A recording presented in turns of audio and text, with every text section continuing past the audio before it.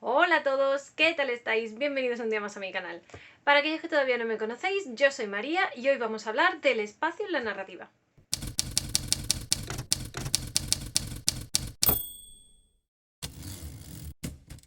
Muy buenas a todos, una semana más, muchas gracias por estar aquí conmigo un día más. Lo primero que quería decir es varias cositas del mundo literario. Lo primero de todo es que mi relato Tres puñales ya no está disponible en Lectu, lo he retirado por cuestiones que han pasado que no voy a comentar aquí en el canal, pero en cualquier caso para que sepáis que si no lo encontráis es porque lo he retirado yo misma. También quería mencionaros un par de antologías que están, una para el día 6 de septiembre termina el plazo y otra para el día 15. Es un plazo cortito, de hecho a la del día 6 probablemente no lleguéis, pero a la del día 15 sí, y aún así también les doy difusión y cuando salgan a la venta podríais interesaros por comprarlas si os apetece. La primera que os quiero recomendar sería la antología Colonización Espacial, que la hacen Elefantes y Arañas. Es la segunda antología creo que hacen de ciencia ficción y cierra su plazo el día 6 de septiembre. También quería mencionaros otra convocatoria, que es una convocatoria especial porque es una convocatoria de una antología que es para rendirle homenaje a Pardo Bazán, y termina su convocatoria el día 15 de septiembre, así que si os gusta Pardo Bazán sería a lo mejor un buen momento para homenajearlo de alguna manera. Incluso si no os cogieran el relato sería una manera muy bonita de homenajear a este autor, así que si os apetece es Calabazas en el trastero, si no recuerdo mal era la editorial Saco de Huesos, y nada, invitados quedáis a participar. Pero antes de empezar os quiero pedir por favor que os suscribáis si no estáis suscritos, le deis like si os gusta el vídeo al final del vídeo y que le deis a la campanita para que os avise cuando suba vídeo nuevo. Y por supuesto os invito a seguirme en Instagram, en Twitter y en Twitch, donde estoy haciendo un directito por semana. El de la semana pasada no está grabado porque fui tonta y no lo di a grabar, pero os prometo que cuando haga el siguiente lo grabaré. Y dicho todo esto, vamos a empezar a hablar de un tema que a mí me cande un poquito, ¿vale? Siempre me ha molestado, siempre, y siempre me molestará, me imagino, que la gente le dé tanta poca importancia al espacio en sí como elemento narrativo, ¿vale? Incluso en la carrera, cuando yo estudié los elementos de la narratología, el espacio fue escribir el título y el profesor decir: El espacio es poco importante en la narrativa y no hay nada de valor que decir sobre él. ¿en serio? Yo claramente no opino como mi profesor, que por otro lado es muy buen profesor, y la verdad es que cada vez que tengo que coger una asignatura y está él disponible, lo elijo sin dudarlo, porque me parece un hombre muy competente, pero no estoy nada de acuerdo con eso. Y me explico. Para una persona que está acostumbrada a leer clásicos o a leer, por lo que sea, literatura del siglo XIX, XX, que ha dejado un poco atrás la fantasía de la mitología griega, la fantasía de mundos idílicos, etc., y llega otra vez de cara al realismo, sobre todo en España, en la que hubo una gran depresión por la guerra del 98 y la gente empezó a deprimirse fuertemente, ahí puedo entender que el espacio lo consideres poco importante, porque si el espacio es un encuadre real, realmente no hay un valor extra, salvo a lo mejor el nombre del sitio. Por ejemplo, Valverde de Lucerna es el pueblo en el que se desarrolla la novela de San Manuel Bueno Mártir, y el nombre ya te dice muchas cosas. Te dice, Valverde te dice que es un sitio muy de meseta. ¿Sabéis lo que os digo? Está en la zona media de España y además de Lucerna, que da una impresión de luz, y sin embargo el pueblo entero en verdad está sumido en una tristeza y en una oscuridad terrible. Y además hay una ciudad subacuática en el lago de Lucerna, que es el lago que está al lado de Valverde de Lucerna. Entonces ahí puedo entender que me digas que el espacio tiene poco protagonismo. Pero nosotros, entre vosotros y yo, ¿qué es lo que más consumimos? Fantasía, ciencia ficción y a veces terror. ¿Y qué es lo más característico de un mundo de fantasía y de un mundo de ciencia ficción? Su world building. Y ahí es donde quería llegar yo. Para mí el espacio es muy importante desde el momento en el que nosotros nos dedicamos 50, 60, incluso a veces 70% de nuestro trabajo creativo en crear un mundo. Por ejemplo, el trabajo de un mapa se sabe que es 50% mundo. Un escritor mapa se entretiene muchísimo haciendo su mundo, que, ojo al dato, eso no quiere decir ni que los escritores brújula no tengan ni pajolera idea de cómo hacer un world building, ni tampoco que no sepan gestionar el espacio o que lo hagan de una manera vaga simplemente por el hecho de ser brújulas, ¿eh? Que los brújulas también saben planificar. Un respeto a los escritores brújula. Yo soy mapa, pero un respeto a los escritores brújula. Desde ya os lo digo, ¿eh? En cualquier caso, el world building es importante. Tienes un terreno totalmente nuevo y tienes que dar a conocer ese terreno para que tu lector, tu potencial lector, sepa dónde se están desarrollando los hechos. Y ya no estamos hablando solamente de una ciudad en España o una ciudad en el extranjero, porque no está pasando, yo qué sé, en Sevilla, en París. Es que está pasando en un mundo totalmente nuevo. Y eso, amigos, es espacio. Total, que en nuestro caso el world building funciona para crear un espacio que va a ser el lugar donde básicamente se va a desarrollar toda nuestra historia, y yo creo que eso es muy importante, sobre todo en fantasía y en ciencia ficción. Puedo entender que una persona que se ha visto inmersa en crítica literaria o en narratología en el siglo XX no lo considere así, porque salvo contadas excepciones de la ciencia ficción y la fantasía, como pueden ser Lovecraft o Tolkien, realmente no ha habido gran pico de fantasía hasta finales del siglo XX, principios del XXI. Así que vale, aceptamos barco. Pero el caso es que realmente el espacio, en mi opinión, sí es importante. Y os digo por qué. Cuando tú construyes un mundo, no solamente estás construyendo un mundo porque sí, también estás construyendo gente que vive en ese mundo, culturas que la gente adopta, religiones que la gente sigue. O sea que realmente el espacio no es solamente el sitio donde pasan los hechos. Me explico.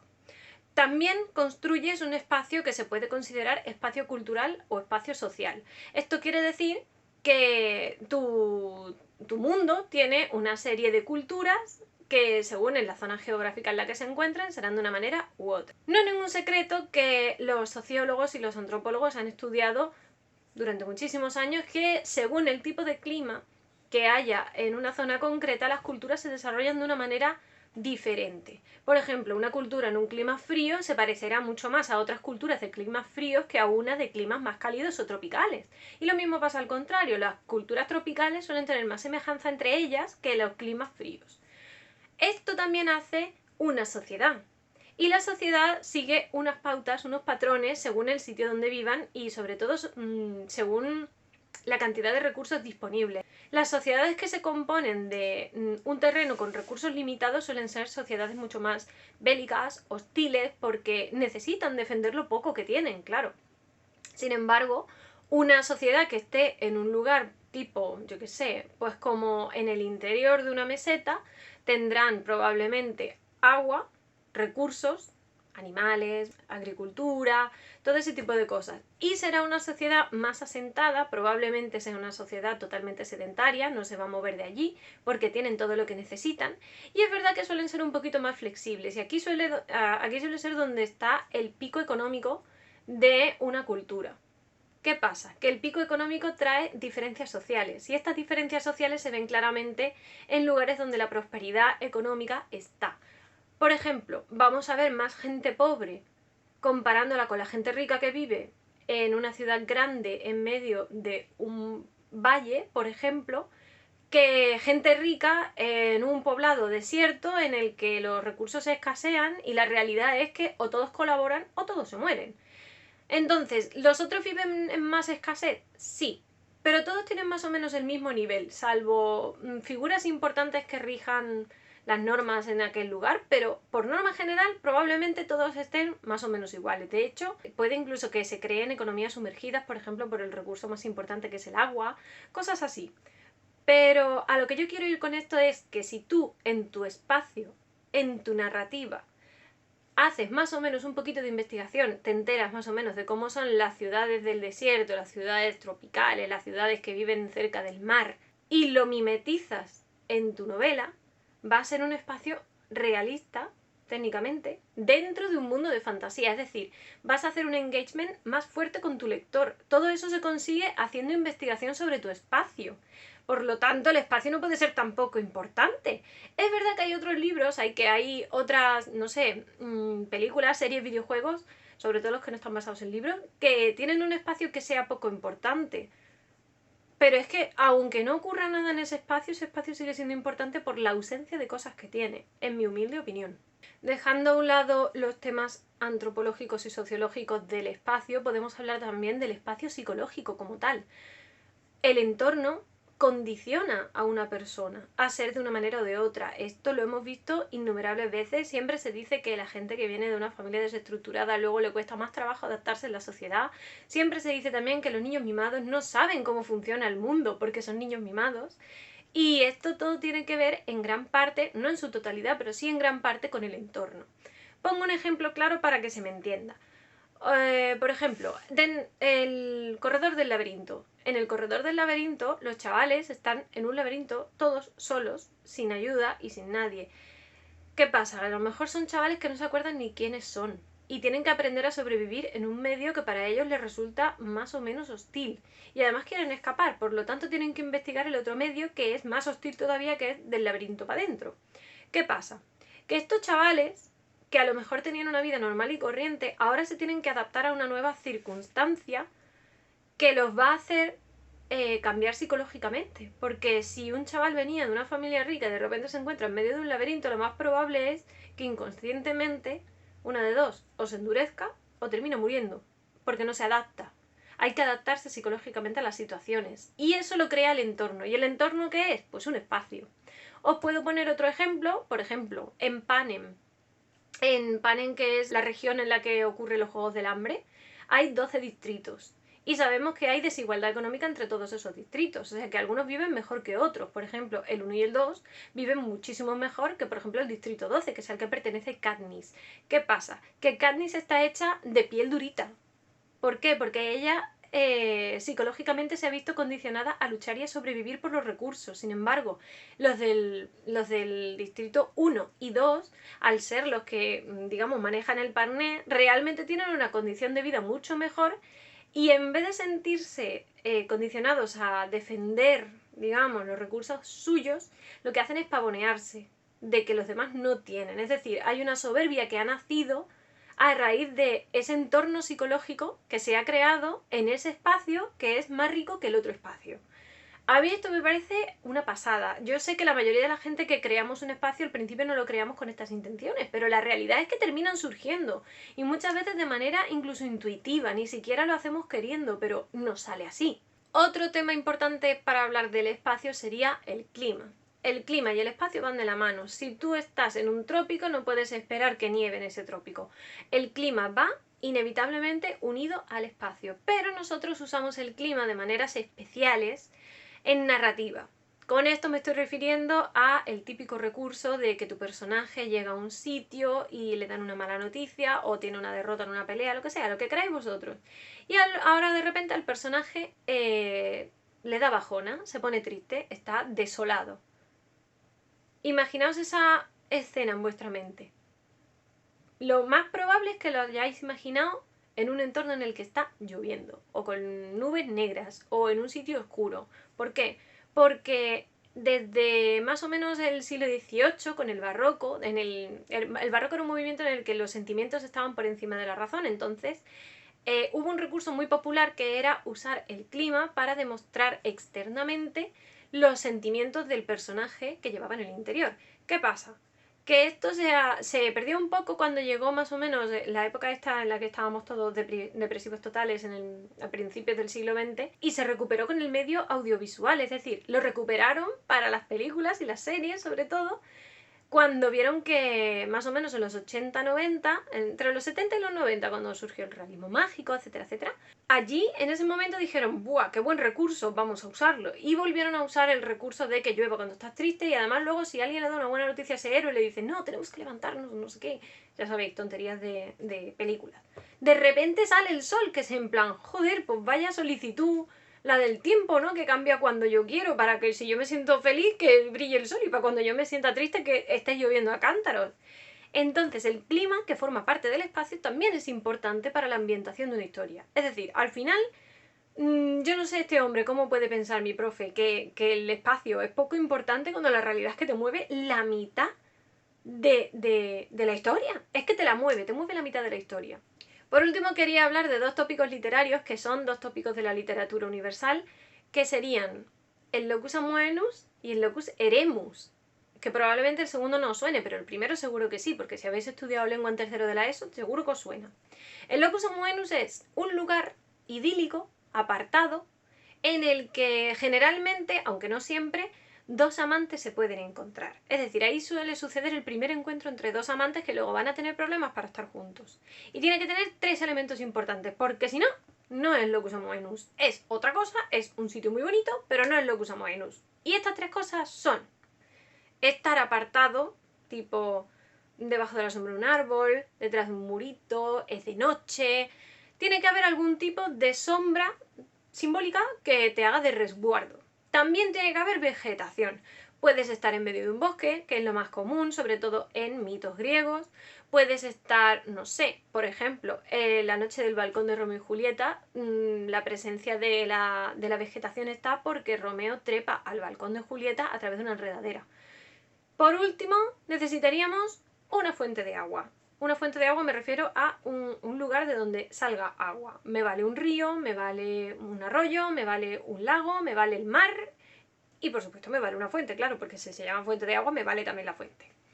Esos tres elementos componen el locus amoenus y el locus amoenus fue un recurso súper utilizado a partir del Renacimiento, sobre todo, ya os digo, cuando se representaban los mitos griegos, por ejemplo, como en el caso de el nacimiento de Venus, que es una Venus súper bonita en la que hay mar, hay hierba y está en un lugar más o menos apartado para que todos los demás, para que la corte de Venus le dé la bienvenida. O también podríamos hablar, que a mí este cuadro me encanta porque el libro también me encanta, ¿vale? De este cuadro que se hizo de una escena del Decamerón de Giovanni Boccaccio, que además si no os habéis leído el Decamerón, yo no sé a qué leches estáis esperando. El Decamerón es como una mini antología de 100 cuentos, ¿vale? Porque llega la peste a Italia y 6 chavalas y 4 chavales se piran a una casa en medio de una villa en Florencia, que además ni siquiera es suya, en plan se habrán colado porque los de adentro se habrán muerto de peste, y deciden que van a contar 10 cuentitos cada uno, o sea, en plan, durante 10 días, un cuento cada noche. Y cada noche uno será el rey o la reina y es el que pone el tema de los cuentos. Entonces hay temas de todo tipo. Temas de infidelidad, temas de muertes trágicas, temas de, yo qué sé, de curas. Hay un tema entero que es el sexo y los eclesiásticos, en fin. Ya sabéis cómo era todo en el Trecento. Pues esta imagen lo que representa es una noche alrededor de la hoguera en el que el rey está de pie y los demás están por ahí o paseando o contando cuentos o lo que sea. Y eso es un lugar idílico porque están apartados. En este caso no es para estar juntos como amantes, sino porque viene la peste y están en un lugar seguro. Hay vegetación y también hay una fuente de fondo que la han puesto para poder cumplir con los 3 puntos importantes del locus amoenus. Por otro lado tendríamos el locus eremus, que es un lugar un poquito menos conocido. Lo que hace es que intercambia los 3 del locus amoenus con 3 cosas feas. ¿Para qué? Para, normalmente, en la época medieval o en el barroco, que tuvo un repunte, para decir que tu amada no te quiere. En plan, por el rechazo de la amada. Vaya, o sea, el poeta está tan sumamente triste que el entorno lo representa con un locus eremus. Por ejemplo, un desierto, en vez de ser un lugar exuberante con vegetación, pues es un desierto. O hay nieve, que además la nieve simboliza el final en la mayoría de los poemas. En vez de haber agua, lo que hay es rocas o, no sé, lugares yermos, secos, desiertos de nieve también pueden ser. Y en vez de ser un lugar apartado, es un lugar solitario, es decir, no hay nadie que te pueda ver, pero porque no hay nadie tampoco para relacionarse contigo, y eso sería el locus eremus. Y esto ha sido todo por hoy. Decidme una cosa, ¿opináis como yo y pensáis que el espacio es importante? ¿O por el contrario pensáis como mi profe, que piensa que el espacio apenas merece mención en la narratología? Porque yo sinceramente creo que con este vídeo, que además no es cortito, he demostrado que no estoy nada de acuerdo con él, a pesar de que lo considero buen profesor, pero yo creo que el espacio es algo importantísimo en una historia, sobre todo si es una historia de fantasía, de ciencia ficción. Pero es que en cualquier caso siempre va a ser importante conocer el entorno en el que se mueve la historia. Y bueno, os repito, por favor, si os ha gustado el vídeo, le dais me gusta, le dais a la campanita para que os avise cuando suba vídeo nuevo. Si no estáis suscritos, pues no sé a qué estáis esperando, ya tenéis ahí abajo el botón de suscribir. También os invito a seguirme en Twitter y en Instagram. En Twitter estamos a punto de llegar a las 800 personas, que somos muchísimas personas ya. Estoy pensando a ver qué voy a sortear cuando llegue a los 1000, porque como no tengo nada publicado, pues no sé qué voy a sortear. Sortearé, no sé, marcapáginas o ilustraciones especiales o no sé, algo haré. Y nada, yo os veo aquí en el próximo vídeo. ¡Hasta luego!